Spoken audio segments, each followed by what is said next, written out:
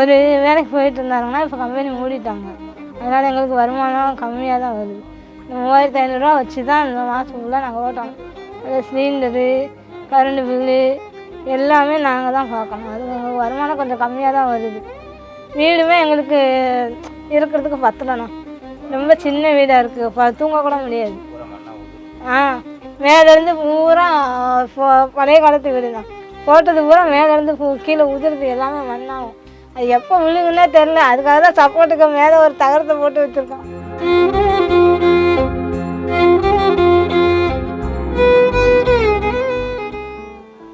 எனக்கும் அந்த மாதிரிலாம் இருக்கேன். 4 பேர் மாதிரி நடக்க முடியல, அங்கே வெளியில் போக முடியல, எங்கள் வீட்டுக்காரோட வெளியில் போக முடியல, எனக்கு கவலையெல்லாம் இருக்குதான். இருந்தாலுமே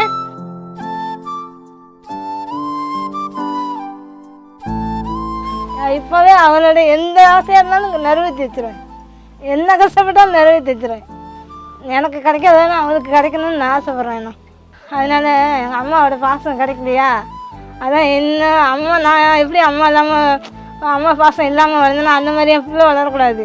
அவள் என்ன ஆசைப்பட்டாலும் அப்படியே கிடைக்கணும் அப்படின்னு நான் எதிர்பார்க்குறேன்.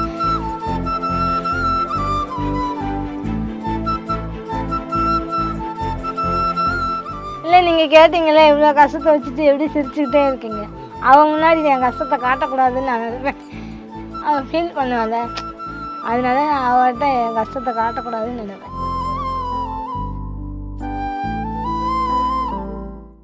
வணக்கம். இன்னைக்கு நாம் திருமங்கலம் நடுக்கோட்டில் இருக்கிற ஒரு மாற்றுத்திறனாளி ஜோடி தான் சந்திக்க வந்திருக்கிறோம். எங்ககிட்ட கால்கள் இல்லை, கையில் காசு இல்லை, எங்களை சுற்றி எங்களுக்காக யாருமே இல்லைனாலும் கூட எங்களோட குழந்தை இருக்கா, அவளுக்காக நாங்கள் எது வேணாலும் செய்வோம்னு சொல்கிற இந்த தங்கராஜ் நாகலட்சுமி ஜோடியை பற்றின பதிவு தான் இது. என் பேர் தங்கராஜ். நான் பிறந்த ஊர் நடுக்கோட்டை. வயசு 41 வயசு ஆயிடுச்சு. என் பேர் நாகலட்சுமிண்ணா. கப்ளூரில் பிறந்தேன். பிறந்த 6 மாதம் கழித்து திண்ணையில் விட்டு தண்ணி எடுக்க போயிட்டாங்க. நல்ல தண்ணி காட்டு பக்கம் போயிட்டாங்க. பயந்து அப்படி கீழே விழுந்துட்டேன். வைக்கனாலும் கால் கொண்டெல்லாம் போலியோன்னு சொல்லிட்டாங்க. அப்புறம் ஆப்ஷன்லாம் பண்ணி நடக்க வச்சாங்க, முடியலை. மெட்ராஸ்லாம் போய் வந்தோம். அது ஒன்றா கொஞ்சம் நாள் போட்ஸ் நடந்தேன், அங்கே இருந்தோம். அப்புறம் வீட்டுக்கு வந்துட்டோம்.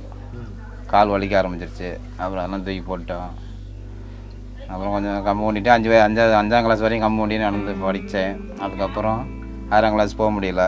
அப்புறம் ஹாஸ்டலில் தங்கி கம்மு பண்ணி 7ஆவது வரையும் படித்தேன். அப்புறம் சைக்கிள் வாங்கினோம், கவர்மெண்ட் கொடுத்தாங்க.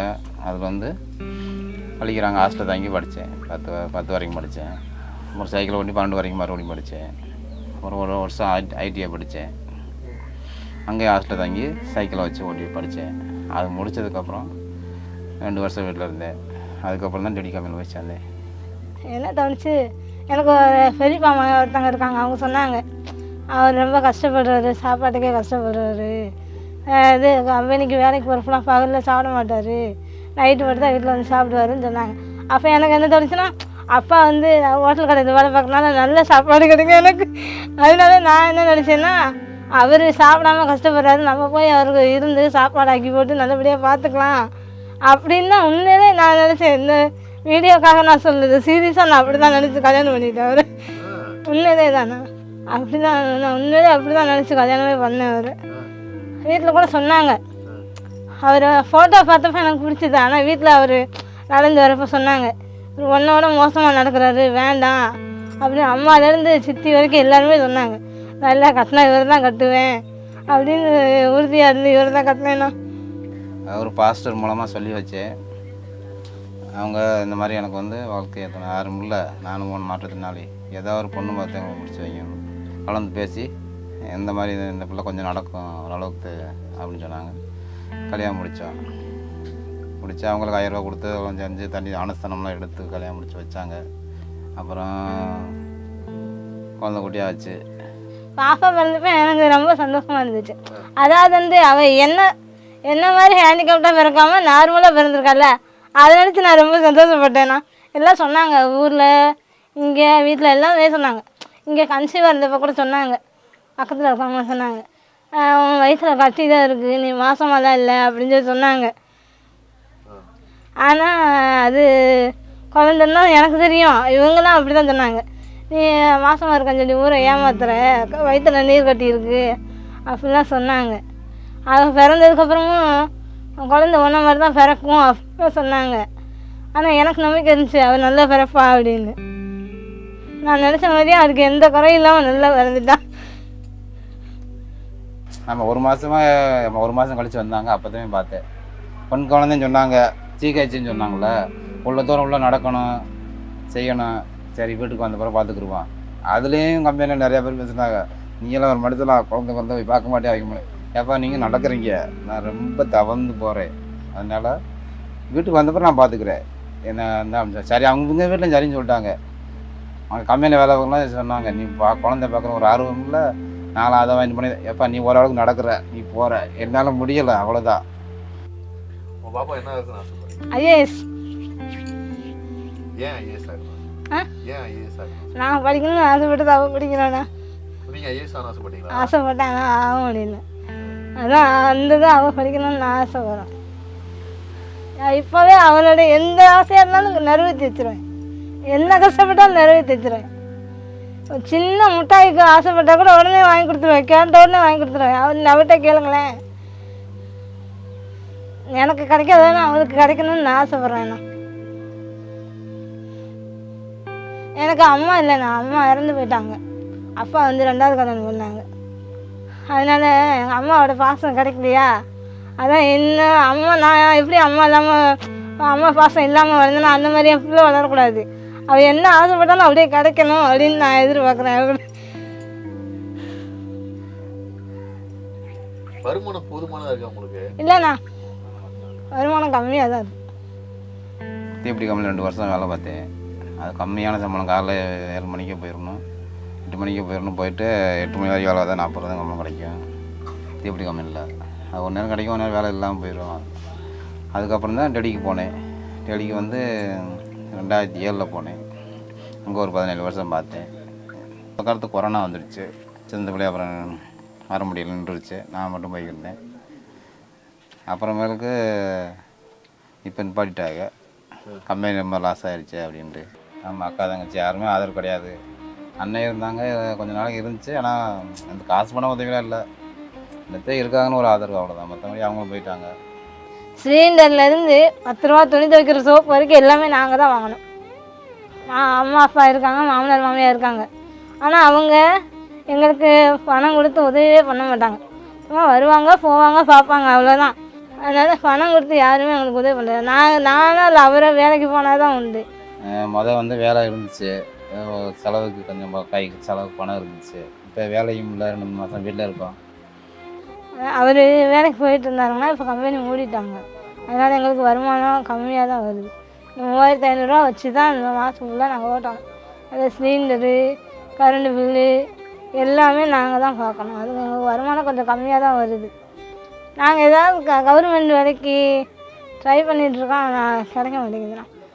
அன்பு சூழல் வந்து அங்கே வந்து ஒரு அக்காங்க சொன்னாங்க, இந்த மாதிரி அன்பு சூழல் கட்டளை இருக்காங்க, எங்கள் மாமா தான் அப்படி சொன்னாங்க. அந்த அண்ணன் சொல்லி இங்கே வாங்க, உங்களுக்கு உதவி செய்வாங்க, இவங்க கொஞ்சம் கொஞ்சம் பொருளாதாரத்துக்கு உதவி செய்வாங்க. அரிசி வறுப்பு என்ன குழந்தை இருந்தால் அதுக்கு படிப்பு அவருக்கு நோட்டு புக்கு பேக்கு போய் தருவான்னு சொன்னாங்க. அப்படின்னு சொன்னாங்க. சரி நானும் போனேன், சேர்த்துக்கிட்டாங்க. அதே மாதிரி 3 மாதத்துக்கு ஒரு ரூபா அப்படி கொடுப்பாங்க. அன்பு சூழல்லேருந்து எங்களுக்கு சமையலுக்கு தேவையான பொருளெல்லாம் கொடுத்து ஹெல்ப் பண்ணுவாங்க. அந்த பாப்பா ஸ்கூல் படிக்கிறதுக்கு நோட்டு, பேக்கு, பென்சில் இந்த மாதிரிலாம் கொடுக்குறாங்க. இன்னும் கொஞ்சம் ஹெல்ப் பண்ணால் நல்லாயிருக்கும்னு நினைக்கிறேன். நான் அதையும் கொஞ்சம் கொடுத்து உதவினா நல்லாயிருக்கும். ஒரு துணிமணி அந்த இது ஒரு மாத செலவுக்கு ஏதாவது ஒரு உதவி தொகை மாதிரி கொடுத்தா அது நல்லா தான் இருக்கும். அது முன்னாடினா வீடு வந்து மழை பெஞ்சால் ஒழுகும். அங்கங்கே பாத்திரம் கீத்திரம் வச்சு நனையாமல் பார்த்துக்கிட்டு ஒழுகுச்சுன்னா ஈரமான துணியை வச்சு துடைச்சிட்டு ஃபேனை போட்டு காய வச்சுட்டு அதுக்கப்புறம் தான் தூங்குவோம். வீடுமே எங்களுக்கு இருக்கிறதுக்கு பத்தலைண்ணா. ரொம்ப சின்ன வீடாக இருக்குது, தூங்கக்கூட முடியாது. மேலேருந்து பூரா பழைய காலத்து வீடு தான். போட்டது பூரா மேலேருந்து கீழே உதிருது, எல்லாமே மண்ணாகும். அது எப்போ விழுங்குன்னே தெரில. அதுக்காக தான் சப்போர்ட்டுக்கு மேலே ஒரு தகரத்தை போட்டு வச்சுருக்கோம். இவர் பிறக்கிறதுக்கு முன்னாடியே கட்டின வீடு போல். இந்த உலகத்தில் என்னை பெற்றவங்க, கூட பிறந்தவங்க, கூடவே பழகுனவங்கன்னு எல்லாரும் கைவிட்டப்போ கூட என் புருஷனை எந்த இடத்துலையும் நான் விட்டு கொடுத்ததில்லைன்னு சிரிச்சுக்கிட்டே சொல்கிற நாகலட்சுமியோட வழி ரொம்ப பெருசு. யாருமே மதிப்பு இல்லை, யாருமே மதிக்க மாட்டாங்க. அவங்க கல்யாணம் முடிக்காத அவன்ட்டு என்னோட பேச்சு, அவங்களுக்கு லூசு பையன் அப்படி இப்படின்னு சொல்லி பேசுவாங்க எல்லாரும். நான் அதெல்லாம் கண்டுக்கிற மாட்டேன். போங்கடா, நீங்கள் எனக்கு காசு தர பையன், நான் வேலை வேறு, நான் சாப்பிட்றேன், என் தகவல் நான் வாழல, நான் சொந்தமாக வேலைக்கு போகிறேன், சாப்பிட்றேன், பேசுனா பேசிட்டு போங்கடான்னு. அவங்க அக்கா ஒருத்தவங்க கூட பிறந்தவங்க ஒருத்தவங்க இருக்காங்க. அவங்க வந்து பொண்ணு கேட்டாங்க. அவங்க மகளை பொண்ணு கேட்டதுக்கு அவர் ஒரு மாதிரி, நீ நடக்க முடியாமல் நொண்டி பையனாக இருக்கா, உனக்கு எதுவும் பொண்ணு கொடுப்பான் அப்படின்னு சொல்லிட்டாங்க. அதனால் அதை நினச்சி சொல்லி என்கிட்ட அழுதுருக்காரு. அதான் இது யாருக்கு யாருன்னு கடவுள் எழுதி வச்சுருக்காரோ அப்படி தான் நடக்கும். அவங்க நடக்கிறாங்கன்னு அவங்க பெரிய பெருமையாக பேசினா அவங்க நல்லா எழுதிட மாட்டாங்க. உங்களுக்கு யார் ஒய்ஃபாக வரணும்னு இது இருக்கோ அதெல்லாம் அப்படி தான் வரும்னு சொன்னேன். எனக்கு அது ரொம்ப அப்போ இருந்தே ரொம்ப பிடிக்கும். சண்டை போடுறதும் கிடையாது, அப்போ ஃபோட்டோ பார்த்ததுலேருந்தே ரொம்ப பிடிக்கும். அது ஏன் எனக்கே தெரியல. நிறைய வாட்டி சொல்லியிருக்கேன், நிறைய தடவை சொல்லியிருக்கேன். ஆனால் எங்களுக்குள்ள புரிஞ்சுக்கிறதுக்கு கொஞ்சம் நாள் ஆச்சு. அடிக்கடி சண்டை வரும், அதெல்லாம் வரும். ஆனால் நான் அவரை புரிஞ்சுக்கிட்ட அளவுக்கு அவர் என்ன புரிஞ்சுக்கிட்டாரோன்னு தெரியல. எனக்கும் அந்த மாதிரிலாம் இருக்கேன். 4 பேர் மாதிரி நடக்க முடியல, அங்கே வெளியில் போக முடியல, எங்கள் வீட்டுக்காரோட வெளியில் போக முடியல, எனக்கு கவலையெல்லாம் இருக்குதான். இருந்தாலுமே கடவுள் நம்மளை உயிரோடு வச்சுருக்காருல்ல, அது வரைக்கும் சந்தோஷம். ஒருத்தங்க இப்படி இருந்தவங்க எத்தனை பேர் இறந்து போயிருக்காங்கன்னு தெரியுமா நம்மளுக்கு? நான் எங்கள் ஊரில் நான் நிறையா பேரை பார்த்துருக்கேன். நம்ம நடக்க முடியாமல் இருக்கோம், நம்மளால எதுவும் பண்ண முடியாது, எதுவும் சாதிக்க முடியாதுன்னு சொல்லி நிறையா பேர் சூசைட் பண்ணி இறந்தே போயிருக்காங்க.